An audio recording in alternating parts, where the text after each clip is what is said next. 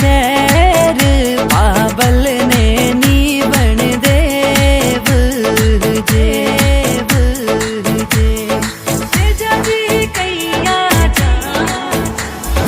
जे जाजी कैया जाऊं खाली भारी पीठ कोई सुनी भारी पीठ माँ बड़ली देसी ओढ़वा।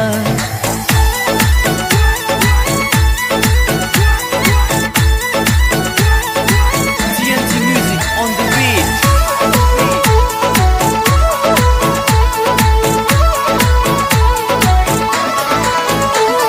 अनिलन भारी कई जे सांचोड़ा समाचार तू तो सांचोड़ा समाचार नजरा शू देखी केव जेव जे जाजी